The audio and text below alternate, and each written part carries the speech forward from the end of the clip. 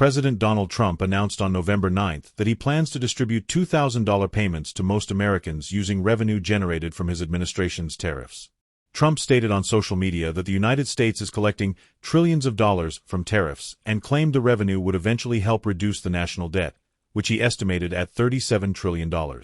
He described the payment as a dividend that would go to all Americans except those classified as high income, although he did not specify the income cutoff in his post. The idea of redirecting tariff revenue into direct payments to Americans has been discussed previously within Republican policy circles. In July, Senator Josh Hawley, Republican Missouri, introduced the American Worker Rebate Act, which proposed using tariff revenues to fund tax rebates of at least $600 per adult and per child, depending on income. Trump had also suggested a similar plan in early October during an interview with One American News Network, saying tariff revenue could be used to issue rebate checks to the public. Trump's announcement comes at a time when the U.S. Supreme Court is considering a major legal challenge to his tariff strategy. Earlier in the same week, the court heard arguments on whether Trump exceeded presidential authority by imposing blanket global tariffs. The debate centers on Trump's use of the International Emergency Economic Powers Act, IEEPA, a law that gives presidents certain powers in emergencies.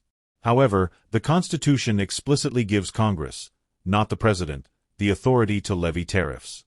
While some justices expressed skepticism about Trump's interpretation of IEEPA, others were harder to read, leaving uncertainty about how the court will rule and how that ruling will affect Trump's tariff plans. The Supreme Court's decision could also determine whether the proposed $2,000 payments can legally be issued.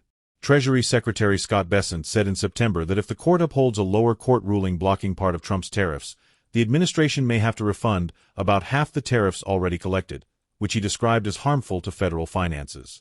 Trump appeared to acknowledge this risk. Just minutes after announcing the proposed $2,000 checks, he posted again, saying that without tariff authority, his entire plan would not be possible. An hour later, he criticized the view that a president cannot impose broad tariffs, arguing that presidents have the authority to stop trade with foreign countries altogether and that tariffs are a far less severe measure.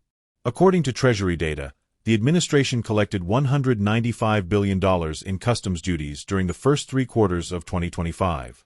That would be enough to provide $2,000 checks to approximately 97.5 million Americans. Census estimates show roughly 267 million adults in the U.S., and survey data suggests about 18% earn over $100,000 annually. Those individuals would be excluded from the payments. Current tariffs average 18%, the highest rate since 1934, and economists continue debating whether these costs are being passed on to consumers.